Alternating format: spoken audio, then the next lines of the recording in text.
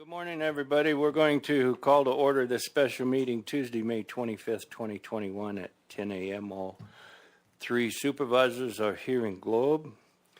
We will have a pledge of allegiance by Mr. Minlove this morning. And I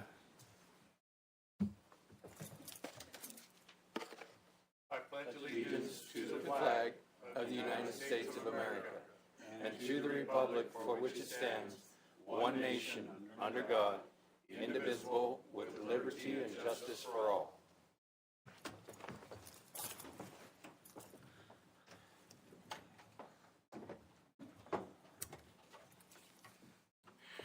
Good morning, everyone. We're regular agenda item 2A.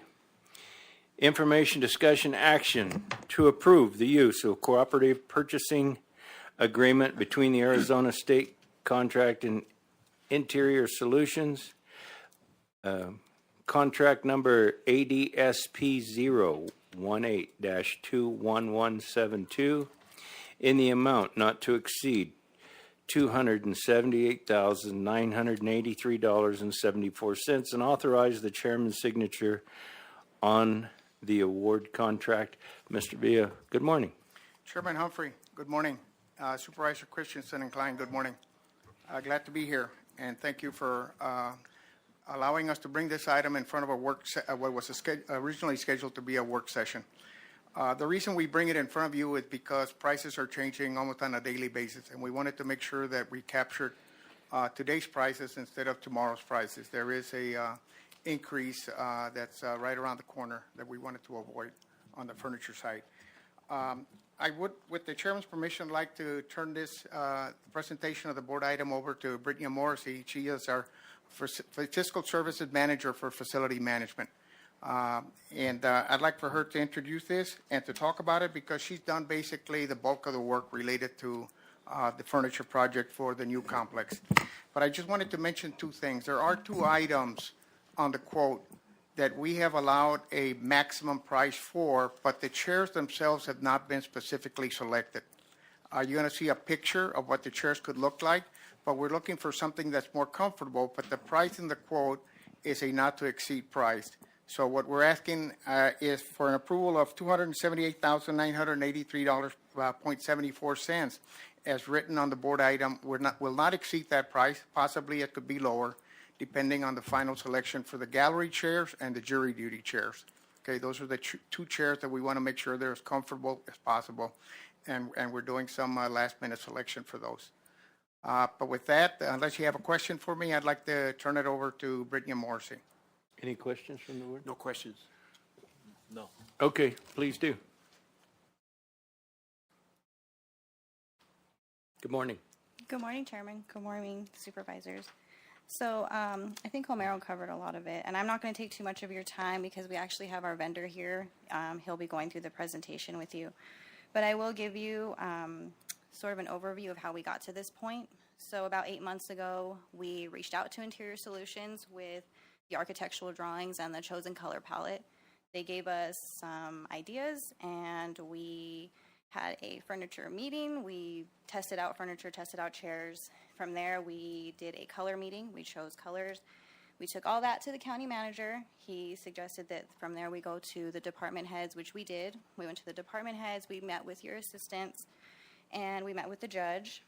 They chose what they liked. We made a few changes. We got back with Interior Solutions, and they gave us our final renderings, which is where we are now. That is for a total amount of $278,983.74. This is just a little over $20,000 under what our original budgeted amount was, which is $300,000.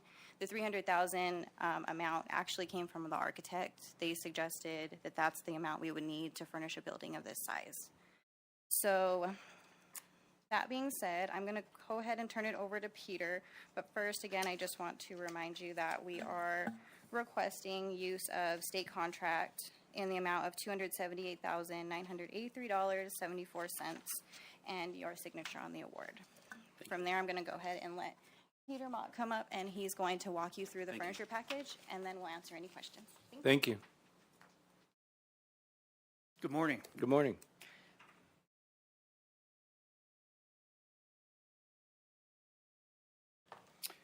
Thank you for giving me some time this morning. I'd like to take you through where we're at with the design and the layout of the new complex.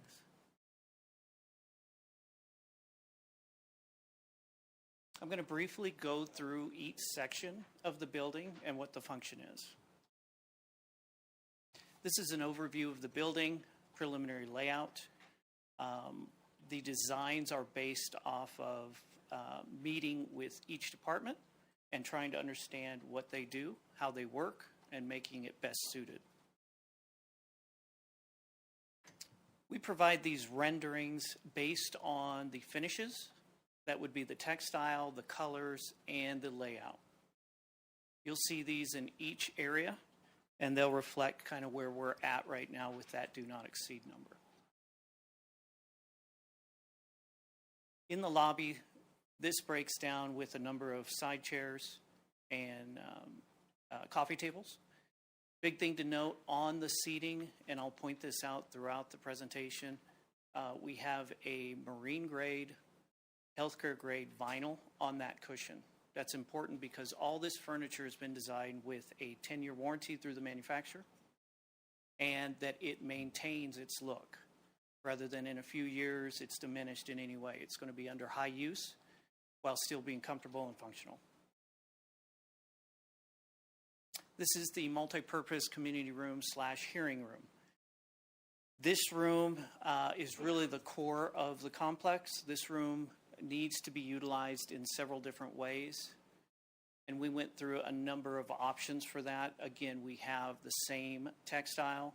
It is called Silvertex, and that is in all the cushions of the community seating. We have similar layout to the room we're in now, a podium, very specific to the electronics, the microphones, everything. It's very functional in that manner. Can also be mobile and moved around at need. The dais seating is a high leather seating with a high back. Obviously, the sessions can go long sometimes, and they need to be comfortable. We have mobile tables with power. Those are the council tables. The seating is the same common seating with that textile on it. And the finished palette is going to be on all these slides on the side. Another detail of the seating. Those specifically on the council seating are on casters. This is one of two areas where the do not exceed portion is. We need to understand and find a chair specific to these use cases. This would be the community seating and the jury area. The conference rooms follow suit. This is a large conference room. It has power, very functional. It is a laminate, which is a little bit different than some of the offices, but the laminate will perform. Again, this has a 15-year warranty on it. The chairs have a 10-year warranty on it.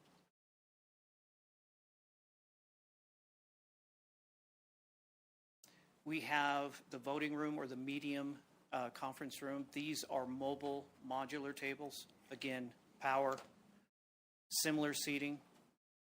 It allows the room to be multifunctional.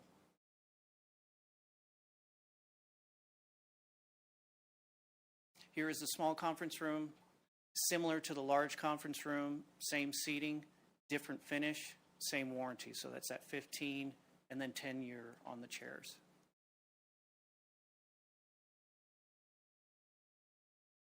We look at the workstations. This is kind of peppered throughout the complex. All of these have a 10-year warranty on them, with the surfaces being 15. These structures will hold power and data and be able to be reconfigured if needed.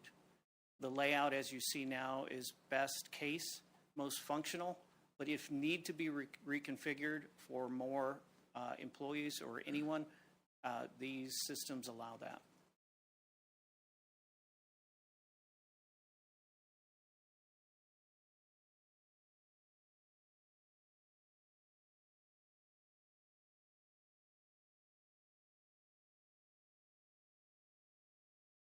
In the private offices, we have two types. Again, following suit with the workstations, same manufacturer, laminate finishes, same warranty structure for those, common seating as well.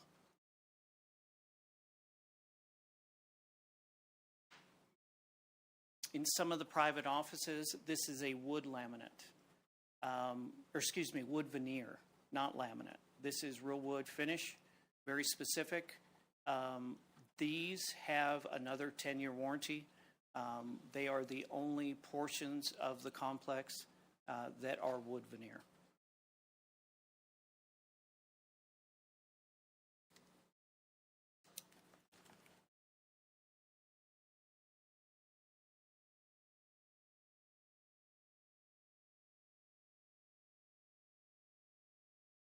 In the break area, very typical high top and low top with poly chairs. Those chairs are a polymer. Again, 10-year warranty on those, 10-year warranty on the tables. Very simplistic, but high use and should hold up quite well. This is a breakdown on all the seating and the proposed seating at this time.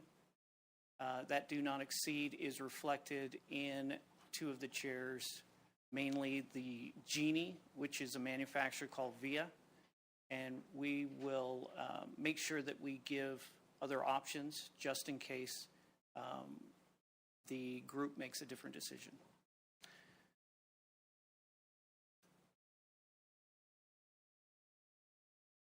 So part of the timeline on this, with 4 manufacturers involved, is escalation's been significant since 2020, and we have gone to each of those manufacturers, explained the purpose of the complex and the project and the timing, and that's why that escalation has been held until tomorrow, based on our commitment to these manufacturers. State contract is very specific on discount, but as far as cost of goods, that remains under escalation. So we expect that a couple more times this year. We're seeing that all over, frankly. And it's been difficult to manage. So I do appreciate your time, and in the interest of that agreement and that increase that these manufacturers have given us several times, and we expect one more this year again. Is there any questions? I breezed through that. Just want to give you a brief overview. Supervisor Christensen, questions? Yes, thank you, Mr. Chairman. Could you tell me your name again? I'm sorry. Peter Mott, M-O-T-T. Peter. Okay, Peter. Thanks for the presentation. Sure. Where are the real wood veneer furnishings located in the building? If you don't mind, I will back up. So there are a handful of private offices.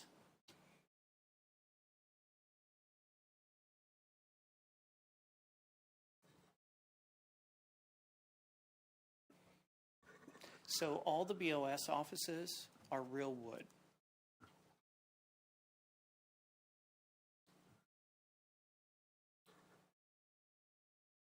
Mr. Chairman, as we go through these, would it be helpful to point out which of these layouts are going in which office, which type of office, or? I don't know. I think he pretty much said it when the electeds are going to have the real wood and non-electeds are not. But Okay. it's up to Supervisor Yeah, I kind of Christensen assumed if that. he would like a better explanation. No, that's fine. I think that's clear for me. And one last question. In the building, where is the small conference room? The small conference room is, let me actually go to that, because up in the right-hand corner, the red transparent square is actually defining where it is in the structure. And I will try to jump back there quickly for you. It is almost dead center. Excuse me, my remote's a little slow.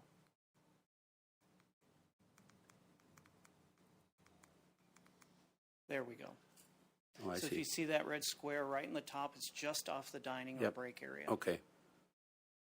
By the way, guys, I took a walk around the building yesterday, and I didn't go inside because I didn't have a hard hat, but they're really getting a long ways on it. It's looking great, and the what I call the great room, the jury, the trial room, is just enormous when you see it in person. So, thank you, Peter. Yeah, thank you. Okay, Supervisor Klein, questions? I don't believe so as far as the furniture goes, but this 278,000 still keeps us within budget, James? Yes, sir. Okay, that's all I needed to know. Thanks. Okay, and I have no questions. Do we have any questions of any of the other, Homero or anyone? Okay, then. It says information, discussion, and action, so I'll call for a motion. Mr. Chairman, I'll make a motion. I don't have a suggested motion, so I'll just say I move that we approve the use of the cooperative purchasing agreement between the Arizona State Contract and Interior Solutions. The number is ADSP 018- or O, should I say, 18-21172, not to exceed $278,983.74. And I'll second that. Having a motion and a second, all in favor do so by saying aye. Aye. Aye. Aye. Item was approved. Moving on to 2B, information discussion regarding pavement maintenance, information, schedules, and updates. We have Homero and Steve, I believe. Chairman Humphrey, Supervisors, correct. Steve, due to his knee operation, is going to help me out from where he's sitting. But he, of course, him and his team have been critical to the restarting of the chip seal process for Gila County. At this time, Chairman, with your permission, I'd like for Steve to introduce, we have a county engineer here, as well as some of our public works staff that we've invited to join us. Steve, would you introduce him? Thank you. We recently hired a county engineer, Tom Goodman. Came to us, many years experience at ADOT and with City of Phoenix. Lucky to have Tom on board. And then on the recent chip seal project, we had Brent Klein and Wayne Jones leading the planning and the process. John Digman would be here. He was a big part of it also, but he's on vacation for the next couple of weeks. So with that, I'll turn it back over to Homer. Thanks. Thank you, Steve. And welcome with the engineer. Okay, thank you. So chip sealing, what's the good news about chip sealing? I think everything I have to share with you today is basically good news on chip sealing. And you know that chip sealing is a common method of preserving pavement. Pavement basically has three enemies. Last time I told you water, water, water was the three enemies of pavement, but there's really other things that affect pavement. One of them is loading. How much load is put on the pavement and whether or not it flexes. The other one is oxidation. Pavement preservation actually helps with two immediately. One is with water because it seals the surface.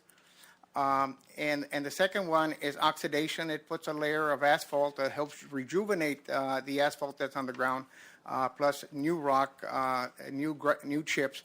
That give better friction on the road surface and cover up the asphalt to prevent some of the oxidation. So it helps in those ways.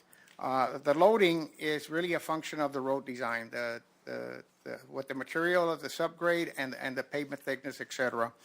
Chip seal really can't help with that, but it helps with the two primary things that destroy the road over time: water and oxidation. So it's an important way to maintain the life of our assets. If you have a house, you want to make sure the roof doesn't leak. It's the same thing with pavement. You don't want water to penetrate the surface, and chip seal goes a long way to doing that. The recommendations, if you read a textbook, says do it every 7 years. We'd like to target every 10 years for our paved surfaces. And I'd like to share with you some of the work that we've been doing. And it started in the spring of last year in Tonto Basin and other areas. We started up chip seal after having a contracted chip seal out. We started the chip seal process again here in Gila County.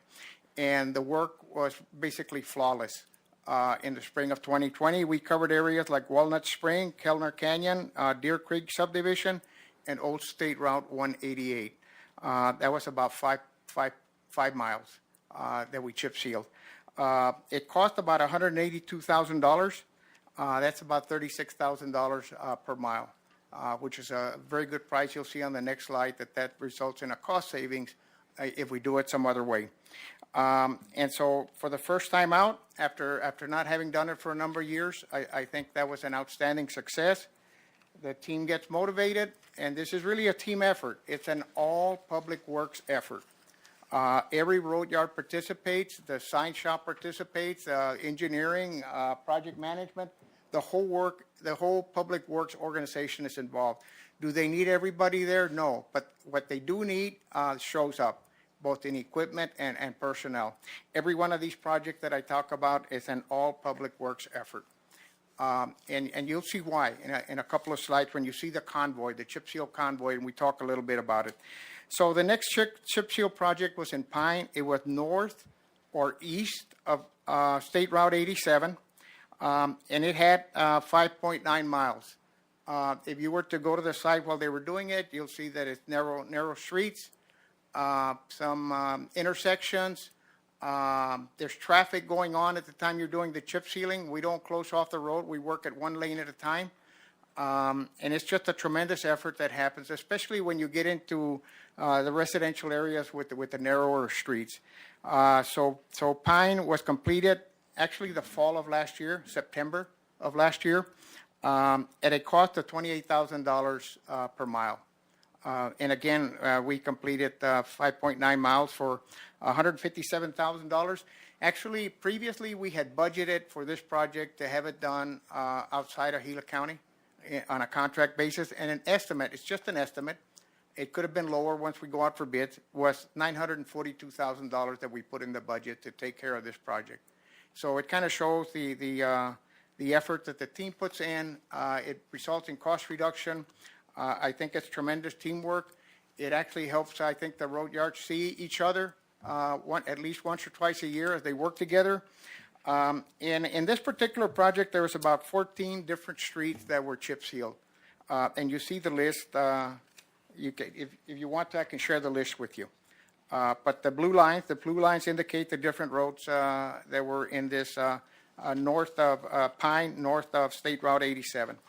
And most recently, just a couple of weeks ago, we chip sealed the other section of Pine, south of State Route 87. I like to think of it as west of 87, but it's south or west of 87.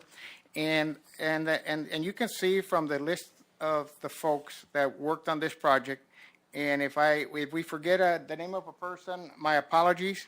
But I'm going to read off folks that were working out here on the chip box. Eddie Wisdom, John Digman, Rick Hauschel, and Steve McFarland. You see a mechanic in there in the middle of the mix because you need a mechanic out there. Okay, on the chip truck, Ashley Boyce, Daniel Gale, Wesley Wilson. On the loader, Adrian Mata, Broom, Wesley Wilson. On the trucks, Rob Riley, Jenny Schultz, Ronald Woolwine, Mark Chacon, Jamie Roberts. Working the driveways, Travis Moles, Justin Grinder. On the 9-wheel rollers, you find Mark Klein and Justin Simpson. Traffic control, Mike Golden, Steve William, Kyle Scott. And the planners, Wayne Jones and Brent Klein. They're both here today. John Digman played a role in the planning. He's on vacation, or else he would be here with us today. Wayne Jones, this is his area. Earlier today and a few weeks ago when I went to visit him, he showed me this chart. It's a day by day, what they're going to do every day, what they're going to do with each road, the amount of oil that they need for that day, because if you don't use the oil, it gets wasted. You got to use it up.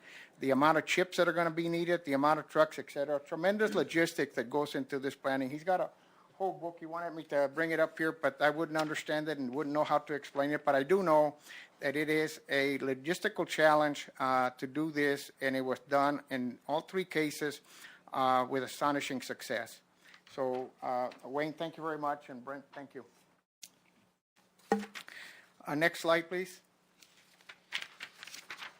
So, the chip seal convoy is what you're seeing up here. There's a whole crew that moves as fast as you can walk. If you were to walk alongside of this convoy, you'd be doing a brisk walk. Okay, and they're moving, and as they're moving along, they're controlling the traffic at both ends. They're working in tandem with the oil truck. That's the part that we can't contract out for. If you were to look at the cost that I showed you earlier, 80% of the cost is materials. It's either chip or the emulsified asphalt that is used, the oil that is used. Makes up about 80% of the chip seal cost. So the oil truck is at the beginning of the convoy. Then the chip box that is operated by our team, of course, the 10-wheel dump trucks, quality control, folks that are making sure that the coverage of the chips over the oil is the right amount, and taking care of driveways, rubber tire rollers right behind them, and traffic control at the end of this, and then a day or two later, the broom truck comes and sweeps the chips that are loose off the road. Again, it's a convoy that's moving fast. And if you look at the next slide, you will see that there's some precision that needs to take place. Part of it is the amount of oil that you put down, 0.35 gallons per square yard. Too much and it bleeds out, too little and the chips don't adhere. And a chip rate of 24 pounds per square yard. There's basically 3 people operating the chip box. And on the next slide, you will see the chip box connected to the truck. So the chip box, the 10-wheeler truck actually hooks up to the chip box and is pulled. The truck is pulled by the chip box. The chip box operators are guiding the truck driver as to when to lift the bed so that they have enough chips on their chip box. And it's just a continuous coordination with the entire team. On the next slide, I took this picture because it shows traffic coming by and traffic, you know, they're in a hurry. Actually, this traffic whizzed by probably 40 miles an hour. And they're driving by as we're working. But nonetheless, traffic control is trying to caution them, to slow them down, et cetera. And the team is careful in the work that they're doing. Next slide. So this is what a chip seal project looks like once you're finished. It looks kind of gravelly, but in a matter of months, both the traffic needing the chips into the asphalt and rubber meeting the road, that turns to more of an asphalt color in a couple of months. Okay. Again, this is work that was done the previous day, probably done the day before. And it's been broomed or will be broomed shortly, removing whatever loose gravel is on the road. Next slide. Public Works, under Steve's guidance, will continue to chip seal in future years, and you see work that is planned for 21-22. Again, going back to that part of the county, Strawberry, finishing up the chip sealing in that area. And then in 22-23, going to these 5 sites that you see up here, the Klein Ewing Trail, Copper Hill Road, Alhambra, Six Shooter Canyon, and the Young area. Those can change as time goes on. We can add additional roads as need be. We should be, like I mentioned earlier, chip sealing probably 1/10 of our 200 miles of paved roads. And so what you saw here is that we paved the first year, we paved a little over 10 miles. And we're going to continue to try to increase that rate and chip seal what needs to be chip sealed. We don't want to do it late. We don't want to do it early. If it's exactly 10%, that's fine. If it's more or less, that's fine too. But for us to recognize what needs to be chip sealed and to make sure that we give our paved roads the longest life possible. Next slide. I'm done. So I'm going to turn it over now to Steve or Brent or Wayne if they have any comments that they'd like to make to you.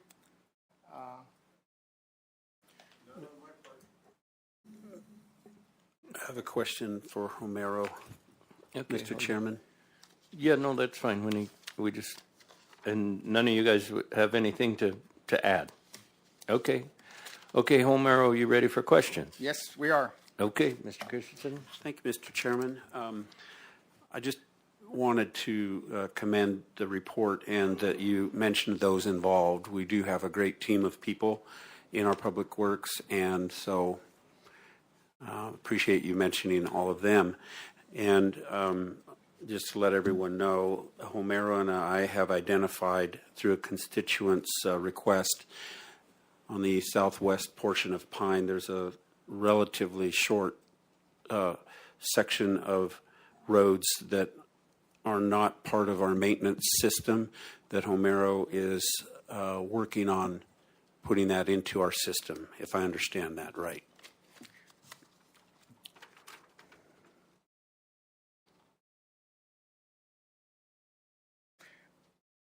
Is that the section Woodland Walk and Tall Pine Lane? Yes. Okay, an update on that if that's okay, Chairman. Go ahead.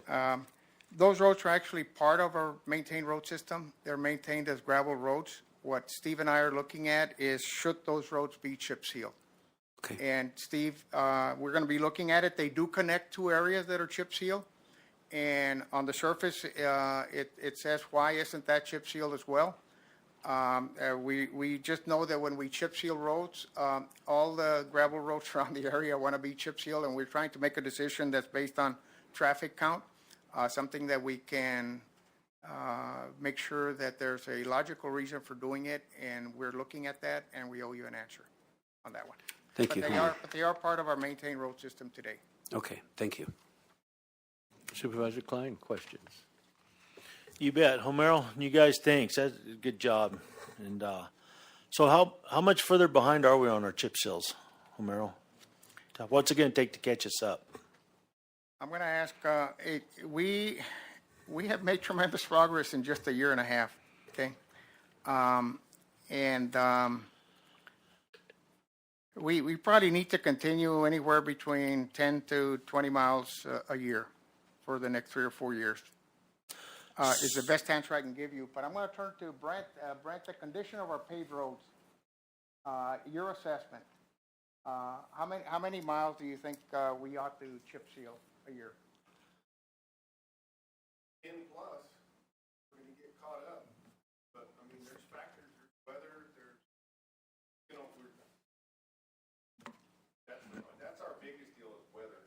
You know, we can, after June, about the middle of June, pretty much done. So, started early this year because we had such a warm winter. May 10th is... Hold on just a second. They can't hear you, Brett. If you'd come up to the podium, please. So, yeah, weather plays a big factor on how much we can do. We try to chip like from May to June 1st up north and then bring it down here in September because we have to have a certain temperature for the road, not only ambient temperature, but for our road temperature for the oil to work correctly. So We're taking a chance. I'm going to take a chance this September because we worked on September last year when we did the east side of Pine to do Strawberry up there to try to keep going and try to keep picking at it and get as much as we can. So if we could average 10 plus miles a year, that'll catch us up fairly quickly. Yes. So how when we look at all these roads that we need to chip seal to get caught up, how many of those roads are we going to have to contract out, or are we going to have to contract them out? We shouldn't have none, not unless the decision is to put the rubberized or the coating chipping on some of these main arterials where we have lots of traffic. So there's a bigger payoff there if we do that. It'll last longer. Is that what you're saying? It helps on, yes. So- You got a thicker mat, so you got more of a wear surface there. To where we can keep chip sealing these roads and going on with it. It's going to save the county a lot of money. Am I not correct? No, you're correct. Yes. Okay. So whatever you guys need a hand with in doing that, let me know. But good job. Make sure and tell everybody that, okay? Thank you. Appreciate it.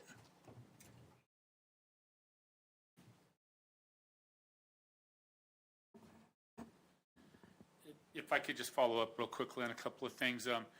The coated chips, when we put the rubberized chips down, we've done 6-shooter road in Roosevelt within the last couple of years. That's kind of our test project to see how they last compared to the conventional chip sealed. We can come back and tell you in a couple of years whether we think that's worthwhile pursuing on some of the higher volume roads. A But- question, Steve. When you said we did it, do you mean we as the county or we subcontracted it out? We contracted out Okay, that's, the coated chips, the hot applied Okay. emulsified chips. So what's the cost difference, Steve? Is it twice as much? What are we looking at? Probably 3 times. Wow. Is just my guess. The chips come in hot. They come in coated. Everything goes down really hot. They're rubberized. I mean, it's quite a process. It's probably as close to asphalt as we can get. Okay. And then you mentioned, will we get caught up? Yes, we will, but we have roads that are beyond chip seal, so we have to look at reconstruction as part of our paved roads also. Okay. All right. Thank you, thanks. Steve. Supervisor yours, Christensen, anything else? I have no further questions. Thank you. Supervisor Klein? I just want to say thank you very much for pulling it together to bring back chip sealing. I think it's great that we're pulling everybody together to do the roads. You know, team together, everybody achieves more, and it's just a work ethic that I'm glad to see that we're using, and it's saving us money, and it's people pulling together to perform things that we're doing, and I appreciate that very much. Is there anything else on that? Chairman, I just take pictures. They do the work. And it really is a team effort on the part of Public Works, and one that I'm proud to be a member of, because I think it's really the success. Success is a result of planning, and it's been excellent planning, and it's yielded excellent results, and they've done a great job. Thank you. Thank you very much. Appreciate it. Okay, if that's all of that one, we'll move on to 2C, information discussion regarding recycling and landfill management, division's financial status, and dollar day update. Homero and Kenny. Thank you, Chairman and Board. So we're going to talk about Dollar Days. We just talked about one success story. And actually, in so many ways, Dollar Days is another success story. Okay, it started on the April 2018 board meeting, where the board approved a board item that had these words in it: to reduce landfill tipping fee to $1 on the second Saturday of each month for Gila County residents. And I want to emphasize that, for Gila County residents hauling their own trash to landfills with required proof of residency. So the initiative was to encourage our citizens to clean their areas and giving them an opportunity to do it at a reduced fee, $1, versus the typical tipping fee, which is something in the order of $44 for household trash per ton. So they would be able to clean up at a much lower rate. So let's move into the next slide, please. So I talked about this being a success because actually when you look at the numbers tell you that it is being utilized in a very universal fashion in both areas of the county. And so if you look at the annual vehicles, on average, it's 576 vehicles per dollar day in fiscal year 2019. And I'm going to use a lot of data from fiscal year 2019 or calendar year 2019 because of COVID. We didn't have a full year in 2020. So you see that in Russell Gulch, you see the blue line on the line chart. It shows an average of 354 vehicles. And Buckhead Mesa, you see 222 vehicles on average per dollar day. This is just on dollar days. The annual vehicles per year, the bar chart at the top, shows 6,911 vehicles used dollar days or went to dollar days during those 12 months of fiscal year 2019. During that 12-month period, approximately 7,000 constituents used the services provided by dollar days. The annual weight per vehicle, and we're going to see another chart on tonnage, but I just wanted to share on this slide the average weight per vehicle. I think it's an important thing for us to appreciate and understand, and you'll see why in the slides. In Russell Gulch, it was 708 pounds. that's the average that and an average can be a misleading statistic. You can have 1,000, you can have 2 points, 1,000 here and 1 here, and the average is 500. So you need to be careful with that statistic, but we're going to try to understand it a little bit better. 708 pounds per vehicle at Russell Gulch, and for Buckhead Mesa with 917. So the average in both landfills for dollar days is less than 1,000 pounds per vehicle. But the takeaway here, there is a high utilization rate. Next slide, please. So now let's talk tonnage for a little bit. Again, fiscal year 2019, the 12 days of dollar days that we offered during 2019. You can see that the Russell Gulch tonnage is 125 tons on average over those 12 months. And for Buckhead Mesa, it's a little bit lower. It's 102 tons on average per dollar day. Those are actually proportionately similar to any given day. They're higher numbers, but proportionally they're similar to how people bring trash to both sites. That's a total of 227 tons on average collected every dollar day. Okay, for a total tonnage over the course of the 12 months of 2,724 tons. Okay. Almost 3,000 tons of rubbish, garbage, other things were brought to the landfill during those 12 days of dollar days in 2019. When you look at the data and you look at 2020, the first $3 days that we had in 2020, the statistics continued to hold. The number doesn't change very much. It dropped a little bit. We're right in the middle of COVID at the beginning of 2020, so they dropped like 8 to 10%, but they're very similar as to what you're seeing here today.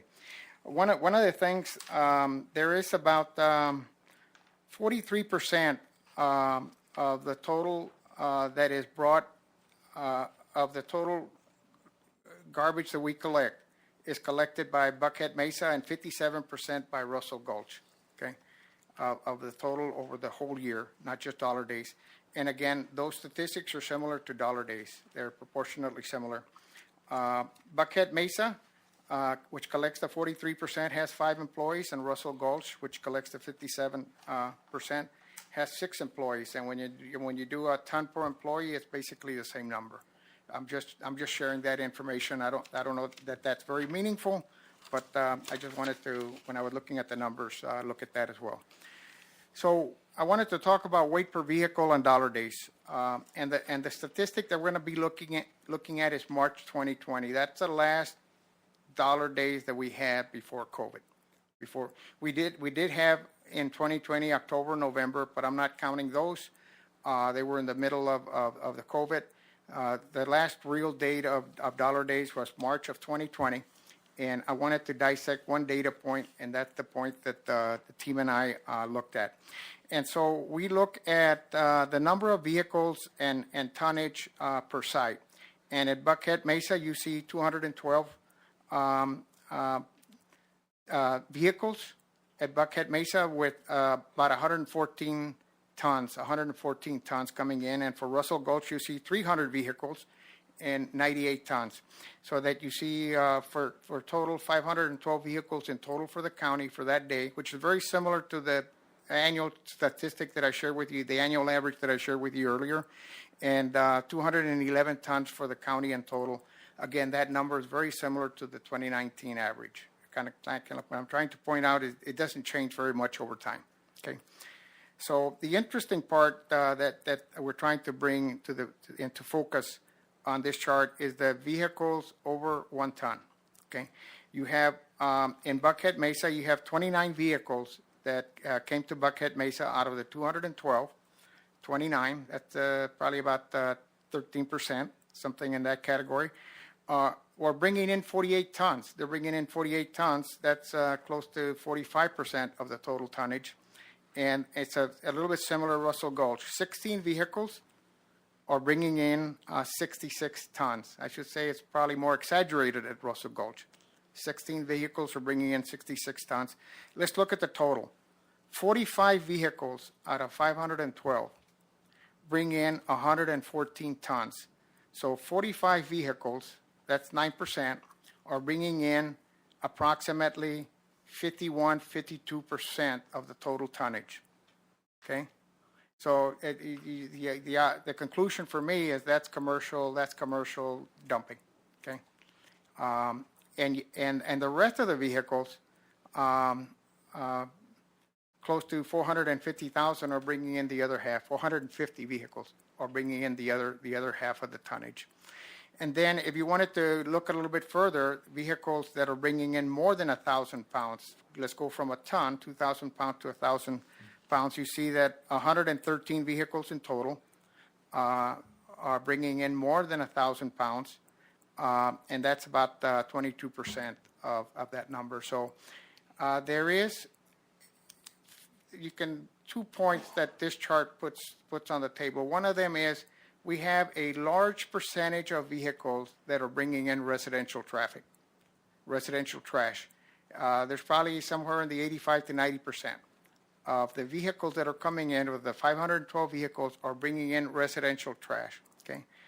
The other point that this data brings to light is that 9% that are more than a ton are bringing in half the tonnage. Okay. And so I think that's something that we can make an improvement on how we manage dollar days with that kind of information. So the next slide, please. I call this slide just how successful is dollar days, and the information at the top. I consider that data. The small chart at the bottom is information. So I'm going to go to the information chart on this slide here. What we've done is we've taken the data, all data for 2019 dollar days, all 12 events, and all 45 non-dollar day events in 2020, and we've averaged them on a per day basis. At the bottom chart that you see here, the one with the green font, vehicles in tons. I'm going to focus on that. In 2019, we averaged 576 vehicles per dollar day, and we were bringing in 227 tons per dollar day. On a normal Saturday in 2020, where we have 45 data points, we were bringing in 295 vehicles and 91 tons. So that you can see that the traffic on dollar days is double of what it is on a normal Saturday. And to me, that's very meaningful. Okay. So let's look at the next couple of slides here. One of the things that I heard in talking to the various teams is the amount of overtime that this creates. I've attended before COVID. I helped the Russell Gulch team for one dollar day. I spent 4.5 hours with them in the morning, and the traffic was huge. Actually, there were long lines, people waiting an hour and a half. And that's not that unusual. That's actually usual. That is typical, an hour and a half wait on dollar days. You really need the full team, the full number of employees, if not more. You probably need the full number plus one additional operator on each of the landfills during dollar days. But nonetheless, we are spending an annualized number over the course of all dollar days is $13,155 that we're spending on overtime over a year's basis. Or for every dollar day event, it's costing us about $1,000 of overtime. $1,000, and it's money well spent if we engage in the dollar day business. We need to make sure that that all the folks that work in the landfill are there.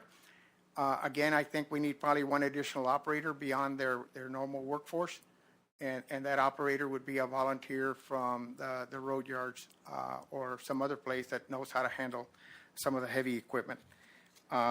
But I wanted to share more than anything, I wanted to share that overtime cost. Now, I wanted to just divert a little bit from the chart and tell you that on May 8th, we restarted Dollar Days. We just had a Dollar Days. It was, we didn't get a chance to announce it on the radio. And so the turnout was light compared to a Dollar Day. They say it was more like a typical Saturday. But as time goes on, we'll make sure that it's shared with the public adequately, and I'm sure that we can return to the Dollar Day levels as before. But I will share that we asked the road yard to help with volunteers. The Buckhead Mesa is shorthanded, and we had Daniel Gale, Jenny Schultz, and Ronald Woolwine volunteer. They were there. Jenny and Daniel where people were dumping the trash. I joined them in the afternoon of that day, and any one of them jumped on any equipment that was there, whether it's a water truck, a bulldozer, or the front end loader, and they were doing what they needed to do effectively, efficiently, professionally. Ronald Woolwine, because the day was light, was up on the hill with a scraper, taking material as a preemptive measure for material that's going to be used later on.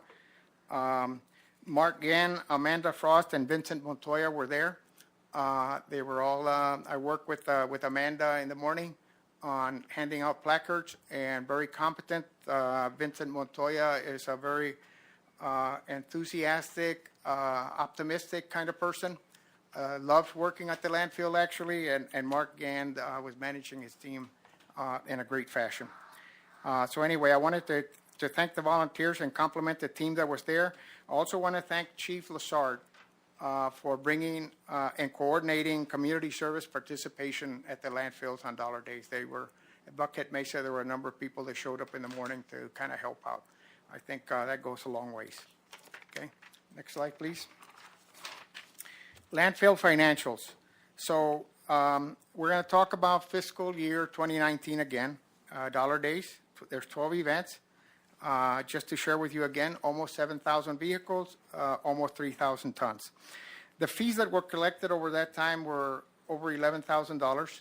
They, of course, include 6,911 vehicles. So if you're collecting $1 per vehicle, that's part that makes up the 11,000. But there's also fees that were collected from commercial. And you can see that we're collecting very, very little from the commercial businesses on Dollar Days. It's something in the order of $4,000 over the course of a year. Okay, metal reimbursement. I used 15% of the metal that we sold during that time frame, and we sold something in the order of 760 tons of metal in fiscal year 2019 at about $60 a ton. Came out to about 44,972, and I used 15% of that and attributed it to Dollar Days. That is a guesstimate on my part, but whether it's 15% or 25%, you can see that in the scope of things, it's not a pertinent number, and it's very difficult to weigh the metals because they bring in the washing machine together with the rest of the garbage. They get weighed once, they dump it 2 different places, and they get weighed going out. We want it to be more perfect on that. We would probably require a double weight, but I don't think it's necessary to do that. I think a good guesstimate on the part of how much metal is brought in during Dollar Days is enough for us to understand the financials here. So the total revenues for Dollar Days was a little over $17,000. Let's look at the expenditures then. Since we're open for business on Saturdays anyway, the only wages and salaries that we're going to look up, that we're going to consider will be the overtime that's in here. But first of all, the uncollected tipping fees, you could consider that an expense. It's the amount of tons that were brought in multiplied by the household residential tipping fee, which is something in the order of $44 a ton. And Steve will correct me if I'm wrong on that one. And so that comes out to $122,000 over the course of that year. That 2,724 tons at $44 a ton should equal that number. ADEQ fees, we're charged 25 cents a ton by ADEQ, so that's a fee that we normally would collect. That's also part of that cost. Total expenses, $137,000. And the difference between the expenses and the revenues is $119,000. So you could say, well, that's an expense that could be borne by somebody. We're not collecting on that tipping fee. Where should that money come from? Could that money come from general fund? That could be like one question. The other question would be, is the tipping fee already allowing for this expense? The tipping fees are $53 for mixed loads, the ones that have that the contractor brings to the landfill, and $44 for household garbage. Okay, the revenues that are collected in a fiscal year, you see it on the blue table up here. It's $2 million, $2,032,000. The expenses for dollar day expenses is about 6% of that. In fiscal year 2019, the cost of running the landfills, both of them, labor, wages, supplies, and everything else that you normally find in a budget, amounted to about $1.2 million. Half of that was for wages and salaries.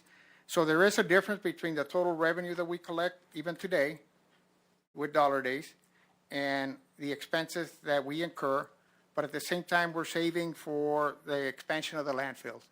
There's a cash flow, a positive cash flow that the landfill has, and Steve is working on expanding both of the landfills, okay, in the very near future.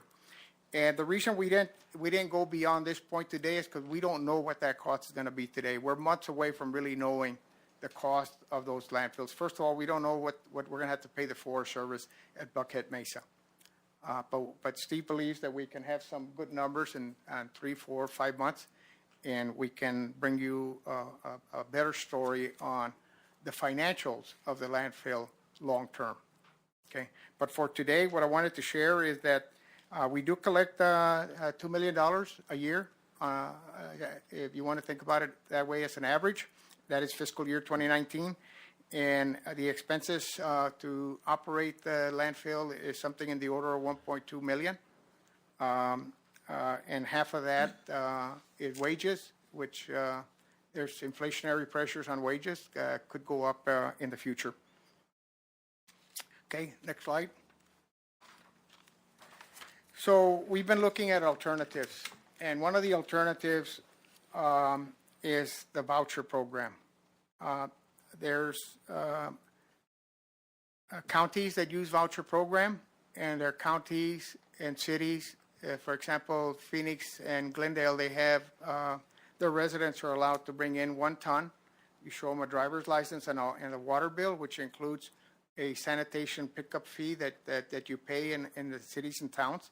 So they're already collecting from you on a monthly basis, but they allow those folks that subscribe to that service to bring in a ton a month with a driver's license and the so-called water bill. There's other counties that allow voucher programs. Not sure. I've heard Pinal County is one that allows something like that. But for us, the voucher program, we need to do some more homework if we were going to seriously consider a voucher program, because it has its pros and its cons, and I'll show you that on the next slide. But for now, what is the voucher program? We're going to use vouchers to allow citizens to dispose of waste at a discounted rate. Each voucher is good for 1 single load for $1, and we can limit the load to 1,000 pounds or a ton, or unlimited. We make that decision as time goes on. Vouchers would be available to code enforcement, environmental health agencies, and they would distribute vouchers to folks that are found in violation, and in an effort for them to make a correction to that violation. Vouchers could also be requested by citizens from the landfill operation, as an example. We could decide whether it's landfill or community development or some other place where citizens could come and request a voucher. Voucher would be good for a given time frame. For an example, 60 days from the date of issue. Vouchers would include information so that we could track vouchers, address, name, date issued, organization issuing the voucher. The landfill would record the vouchers per address in order to prevent photocopying. You start issuing vouchers, a voucher is worth, if you are allowing a ton, a voucher is worth $44, okay? It's $44. If I give you a voucher, I'm giving you $44. If you pass it on to somebody, you're giving them that $44. So that's the voucher program, okay? So let's look at the disadvantages and advantages of the dollar voucher program.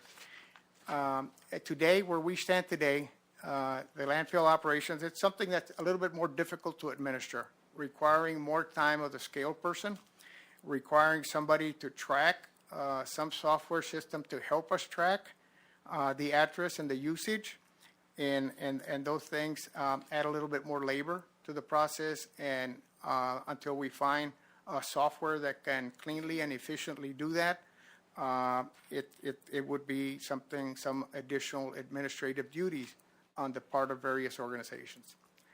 The other one is it's less universal than dollar days. Today, dollar days, you put it on the radio, everybody already knows how to do it, where to go, when it is, they already know it's the second Saturday. And it does reach out to the communities of Star Valley, Payson, Pine Strawberry, and Miami Globe in this area. It's not 100% countywide, because some places like Winkleman, Hayden, Young, and perhaps even Roosevelt would not find it convenient to drive up here for dollar days, but it does reach to the greater areas of population in the county. And dollar voucher program might be less universal than that. You have to go get your voucher, but that's to be determined. Also, the idea of rewarding a person that create a community nuisance via trash accumulation, we have to, board needs to consider whether that's an appropriate way to handle that. That would be entirely your decision. Advantages: eliminate the need for full staffing as required on dollar days. On that Saturday dollar day, perhaps they don't need full staffing, or they certainly don't need the help of Public Works on that day. Okay. Today, on a normal dollar days, they operate with the people that are scheduled to work. The advantages is that it minimizes contractor commercial use. If you were to administer the voucher program correctly, you could, by putting an upper limit on the weight, you could minimize the contractor commercial use. By not issuing vouchers to contractors and commercial use, you would also limit them using them at the landfill. Vouchers available to all, but need to request a voucher. That's both an advantage, disadvantage, if you want to think about it that way. And it allows for a process to encourage trash complaints to be resolved. That can be, again, that got a plus and its minus. I put it as a disadvantage at the top, and I'm putting it as an advantage here at the bottom. Those are points that need to be considered. The next slide talks about the dollar day programs, and I tried to capture the disadvantages and the advantages here. There's an abuse of the program taking place right now.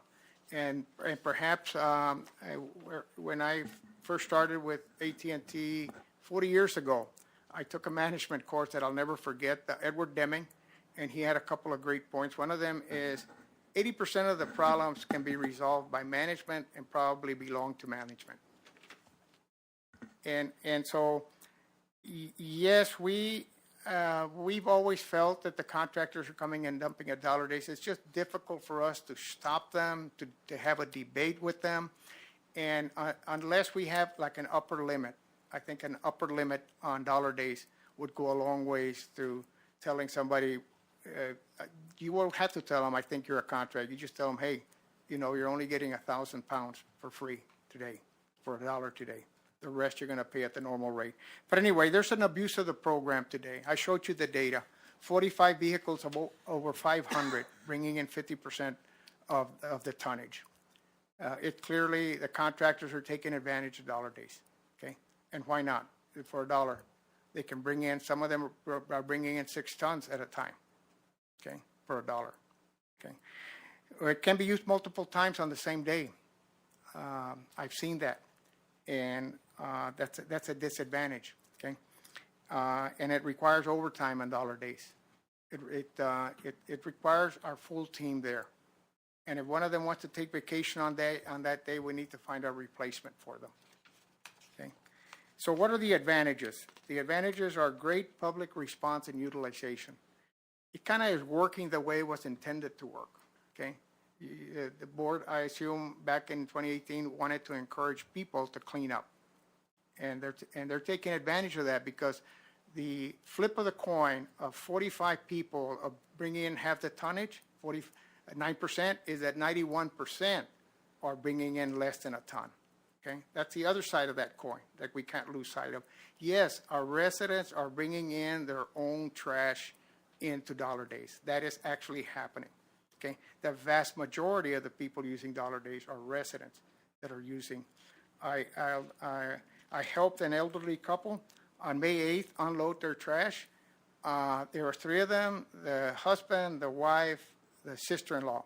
Okay, they got out of their car and they had a little trailer 4x6, and they couldn't back it up, so I jumped in, given that I used to haul an orange truck back in my teenage days, sell oranges on the street. I knew how to back up a trailer, and I backed it up for them, and I took the tailgate off, and they were coming out of their cars to help me, and they're elderly, 85 years old, okay? And I tell them, I'll handle it, and it took me longer to take the tailgate out. It's a trailer that the gentleman built from a kit somewhere. They were telling me the stories I was doing this, and it took me longer to take the tailgate out than to unload the trash. They probably brought in like 200 pounds of trash that day. But they were there. They were utilizing the service. So that's the kind of folks that show up to dollar days, as well as those contractors that we think of sometimes. There's easy to administer, and it's easy for the public to remember. And that's why it's working. That's one of the reasons why it's working. Okay, they look forward to it. Actually, on May 8th, it was like a fun experience. One gentleman showed up and said, "Here's $20." And I said, "Wait for your change." He said, "Nope, I want you to keep the $20." I said, "No, we're not going to keep your change." I forced him to take the $19 back. Okay. He said, "I wanted to give you $20." I said, "I know, I appreciated all of this," but we gave him his money back. Another one came in here, and they said, "Here's $5." And he said, "Keep the 5. One of them convinced us to keep $5. He said, "Keep the 5. If anybody doesn't have $1, take it out of there." And we said, "Fine, we'll take it." So I passed that on to Amanda, and it's the $5 that we took. Later on, somebody complained about trash coming in on the road. There was trash on the road coming into the landfill at Buckhead Mesa. So I put on that yellow vest and went out and picked it up. And while I'm picking it up, a couple stops on the way out. A couple stopped, pulled off the road, and helped me pick it up. And they said, "We like dollar days. We're happy to be here. We don't like for people to do this." And again, I'm right now I'm trying to share the story of our citizens kind of enjoying the experience, coming to dollar days and taking advantage of it, or putting it to good use, and that many of these are normal citizens that are just taking advantage of that opportunity. So that's dollar days. Now, how about we've been working with dollar days. We've had 46 dollar day events over time. Surely there is process improvement that we can put on the table, and I just wanted to do a little bit of that on this last slide. Okay, we need. There were 3 folks that were there helping volunteer from the road yards. I asked 2 of them because Ronald Woolwine was up on the hill. I couldn't ask him at that point in time if they would come back, and they told me they would. But we need a list of employees from Public Works or even facilities, folks that can operate that heavy equipment, to volunteer for dollar days. And we need to have that list on standby, because if somebody from the landfill needs a vacation, gets sick, has some emergency, we need to be able to find the body to take that position. And we need to make that happen. We also, if we could look for volunteers to help at the scale house, I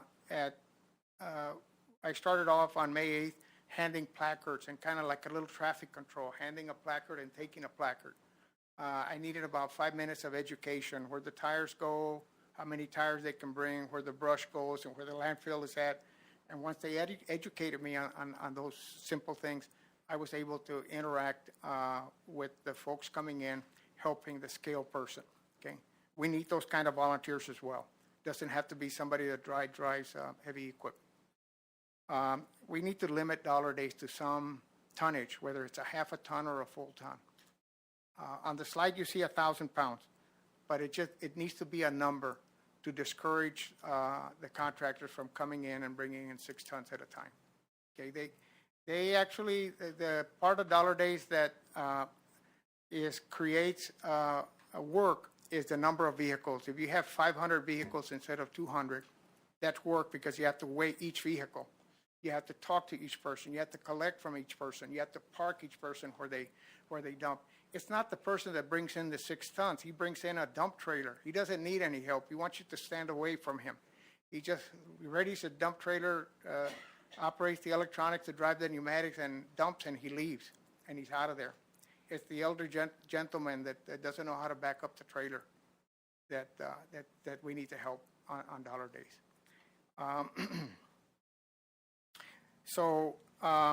And I think the next bullet says limit dollar days to 1 trip per dollar day, 1 fee. The dollar day fee, the $1 fee to 1 trip per day. I think that by putting a limit on the tonnage coming in, we would also help that particular. But if we need to investigate our software and find out how we can track vehicles coming in so that we can limit it to 1 per day.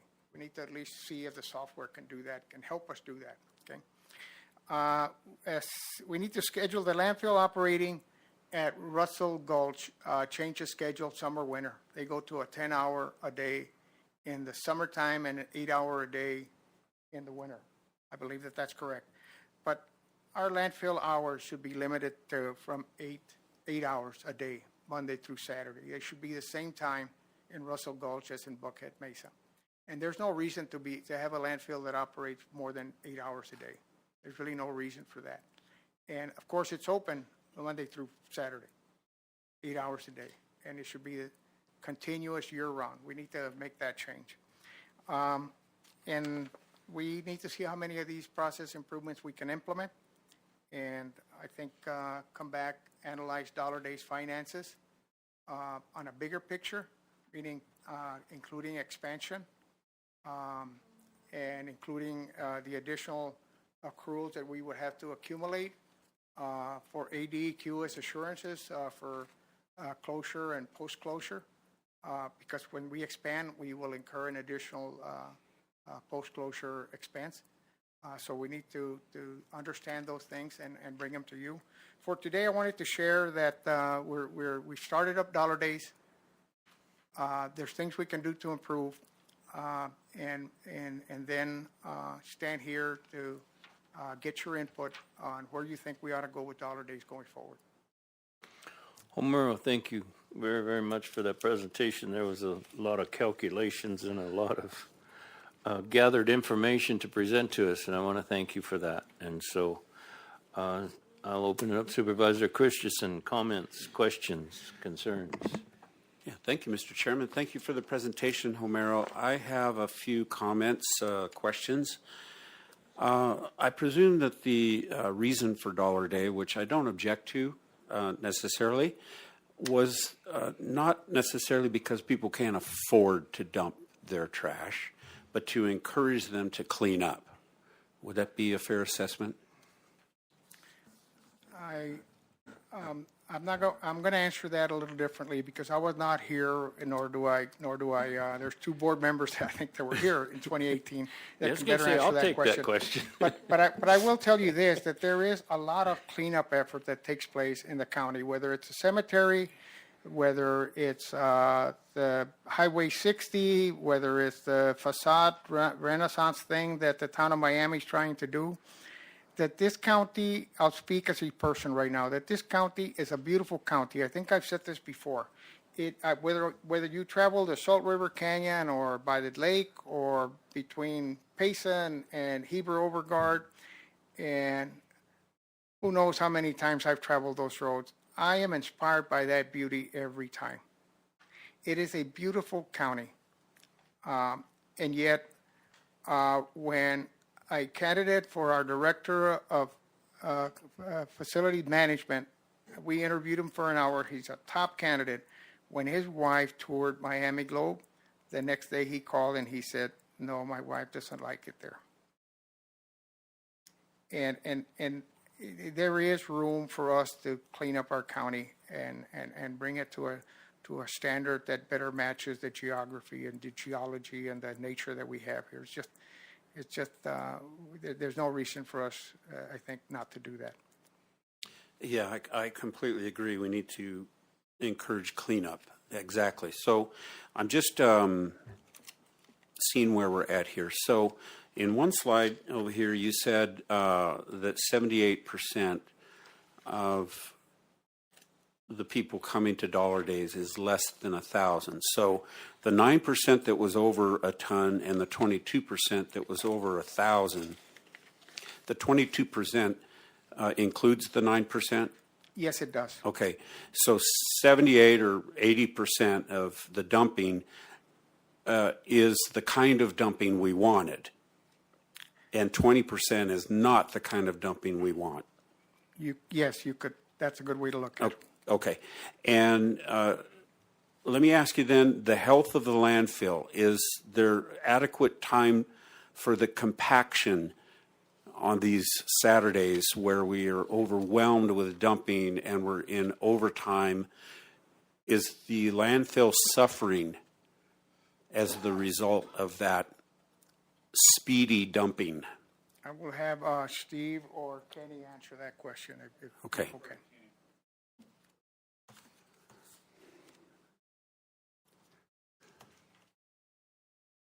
Thank you, Mr. Chairman, members of the board. To answer that question.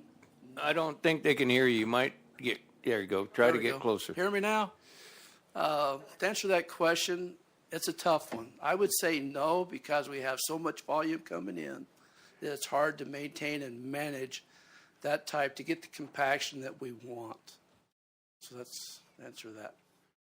Okay.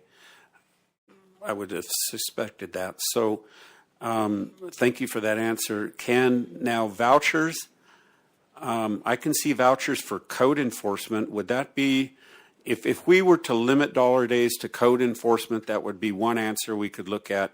And I also agree that we should have an upper limit in the weight, because that would eliminate the 22% problem. That would help a lot. And it would address the 80% that need to be there. And that's the whole point of having the Dollar Day. Right.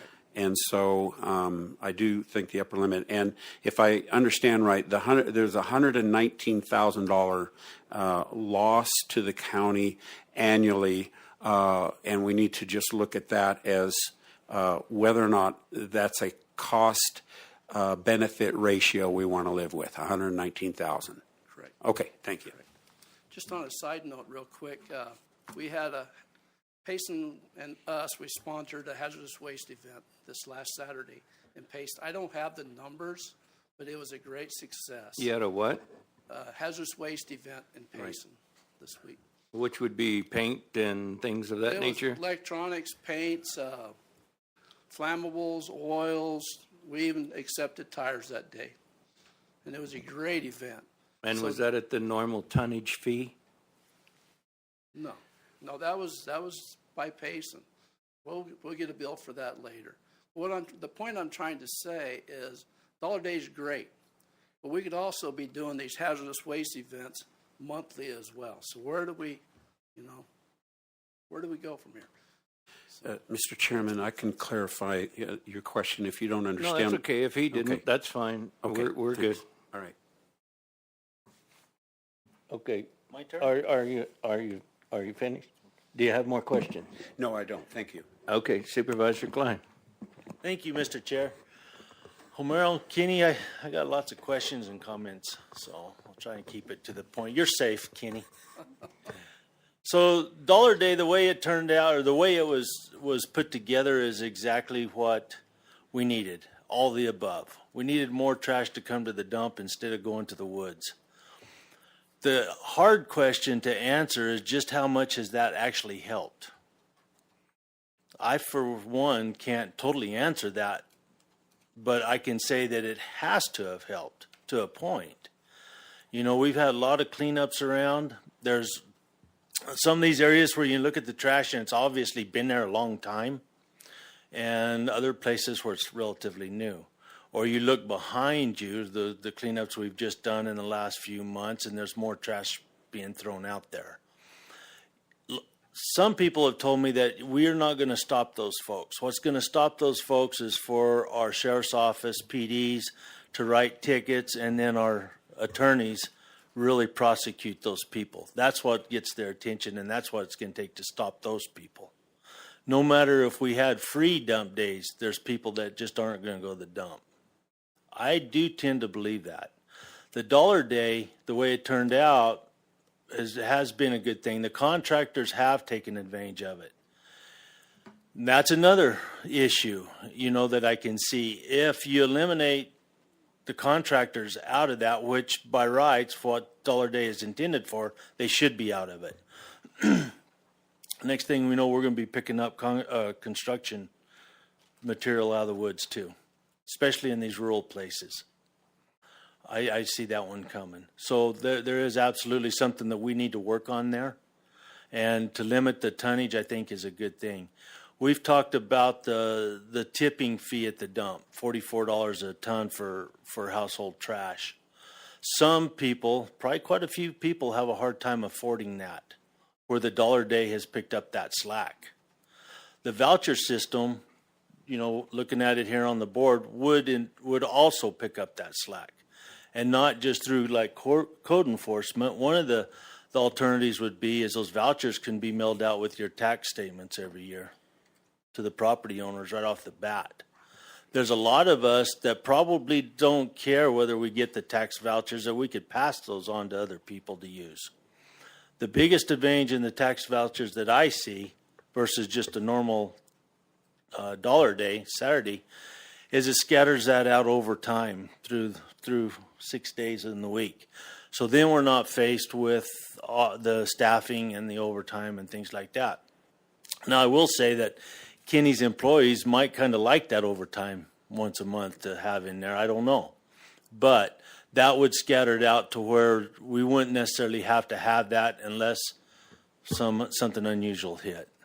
It is good to have people that can go between the road department and the landfill and help either direction. That is a really good thing. When it comes to the $119,000 difference, the big thing to me is trying to predict in the future when Steve starts redoing Buckhead Mesa. Those are costs that we're not sure of right now. Then the landfills are an enterprise fund, so they are designed to fund themselves, which I believe, Steve, you have a chunk of money in landfills already that's kind of programmed towards that. That's correct. And so we just don't know what that final figure is going to be. We do know that Buckhead is running out of room, and it's coming up fairly soon.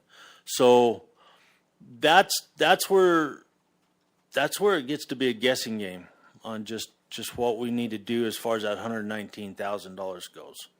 If there was a way that we could come up with a better idea of just exactly how much Dollar Days help versus people dumping it in the woods, I'd love to see those figures. You know, I'd really like to know. I don't know if there's any way we could ever do that. So we keep cleaning up our areas as often as we can. When it comes to making up the $119,000 a year in tipping fees to the landfill, I don't have a problem doing that either. But we still don't know the cost of what it's going to take to redesign these landfills and the cost of keeping them capped for eternity after they're done. That's all going to come to us through EPA, and Lord only knows what that's going to be. And so Homer, I want to thank you and Kenny and Steve for putting all these figures together. It is definitely something that's well worth setting our minds to and looking at. And I think from what I've seen today, between the dollar days and the voucher systems, there's a way of bringing both those together and making something work that would fit the county, I think, a whole lot better and a whole lot better for our folks too. So thank you for all that. I appreciate it. Mr. Chair, Okay, you all done? yours. Okay, well, yeah, thank you very, very much, Homer, for all of the data that you have brought to us today. You know, the thing of it is 80-20. That's a pretty good 80% of the people are using the dollar dump day as we had planned. And as far as the compaction, the 20% that are bringing in way too many tonnages, if we could get rid of those, that would sure help on the compaction end of the deal, because they're not bringing in 6 tons. These people that are bringing in under a ton, the compaction rate, I don't believe, would be near as bad. It's the 20% that are bringing in the quite a bit that shouldn't be there. As far as vouchers, then we get in who's going to distribute those vouchers. Everybody's having a hard time staying up with the responsibility that they have now. So who's going to distribute these vouchers? Who's going to get the vouchers? The people that code enforcement has got onto for being trashy. So are we going to reward them by being trashy to give them a voucher, where someone like myself that just wants to clean out my garage, I'm going to have to apply, not be given one for a voucher? And how many vouchers do we give? Who do we give them to? If they're sent out in a mailing to property owners, most of the people that need these vouchers don't own the property, they're renting the property. As a contractor, I received a list of over 250 properties between Claypole and Miami that are for sale now, that are owned by one owner. Okay, if that one owner gets 250 vouchers, what is that property owner going to do with those vouchers? Because it doesn't even live in Arizona.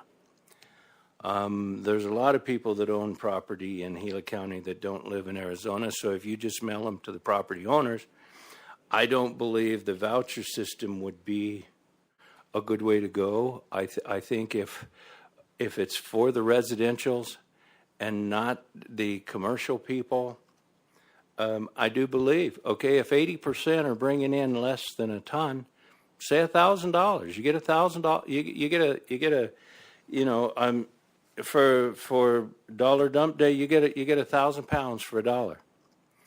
You want to bring in 6 tons? That's fine.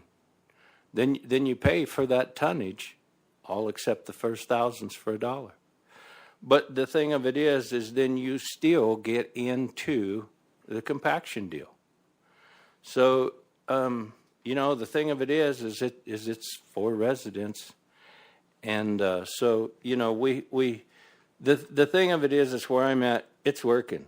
We got 80% of the people doing what we wanted them to do. Can it be better? You bet. Everything can always be better. And the thing of it is the lost money. Okay, $120,000.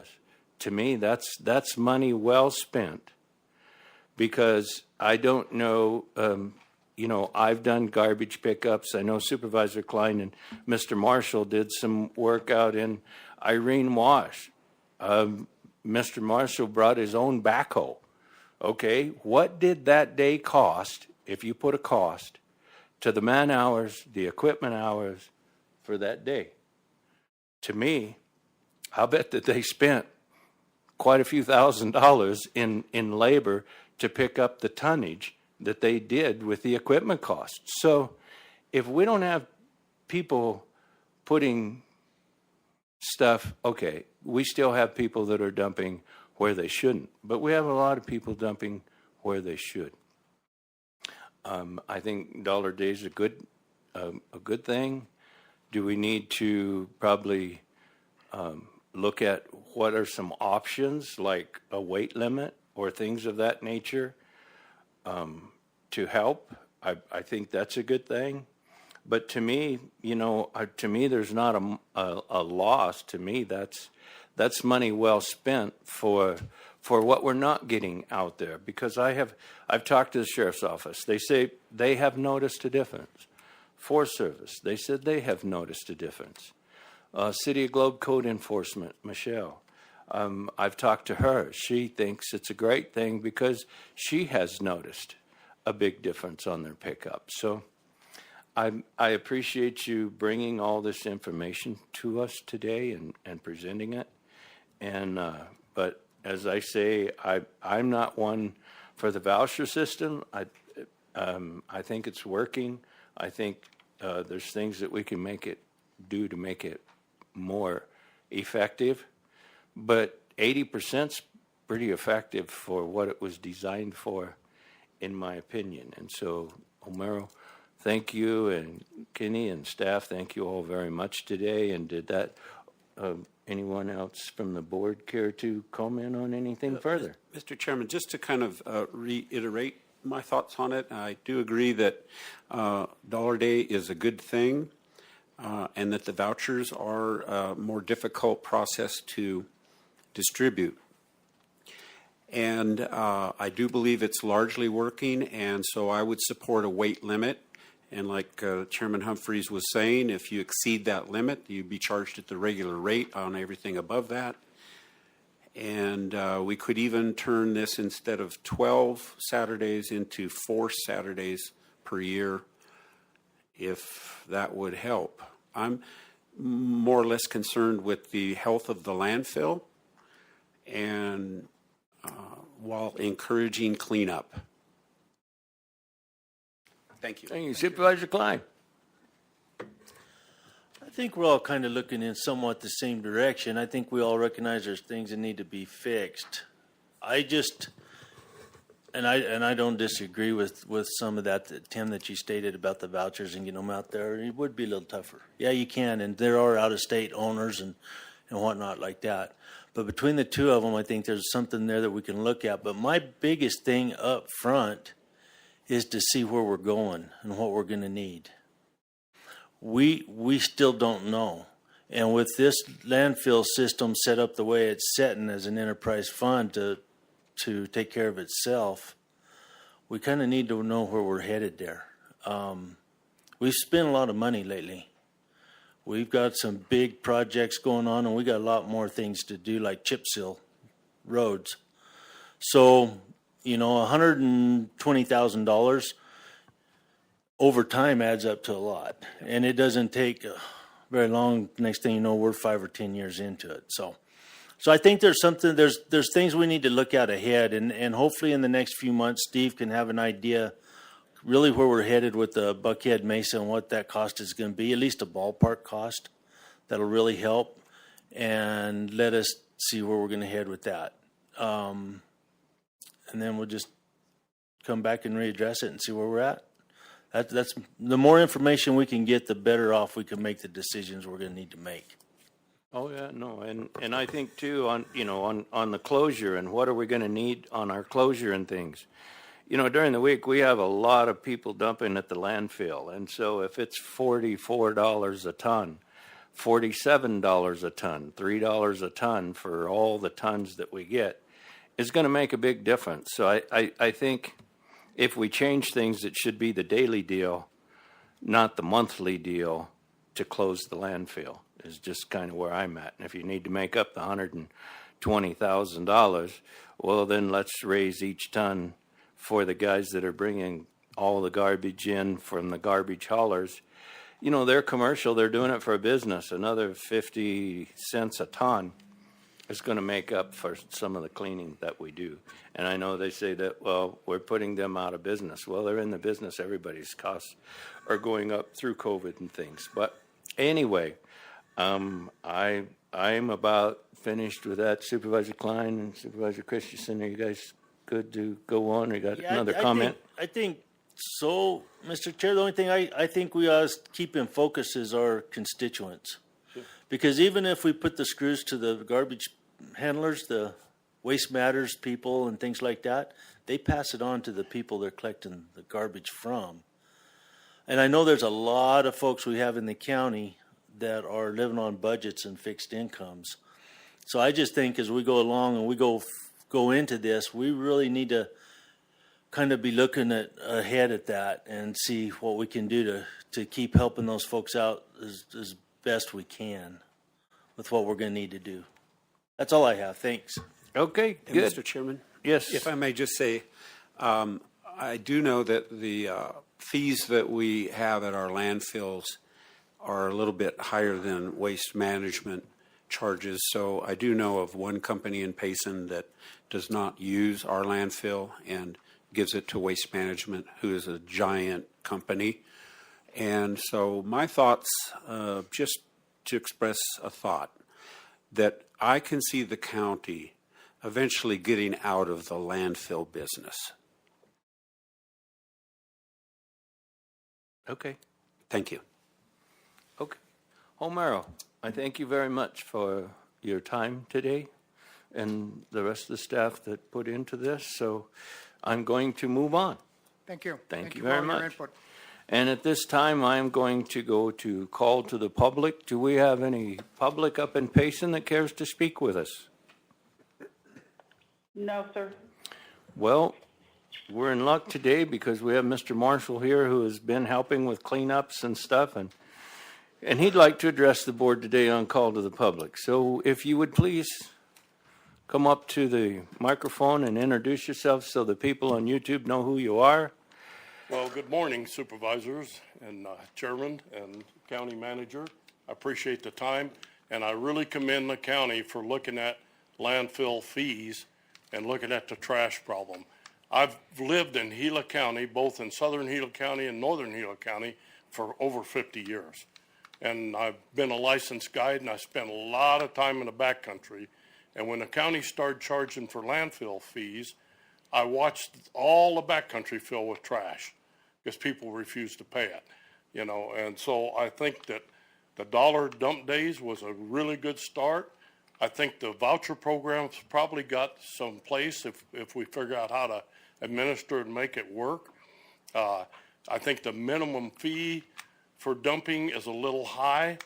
You know, if I take my household garbage, a couple bags of trash over there once a week, it's going to cost me $7 a day.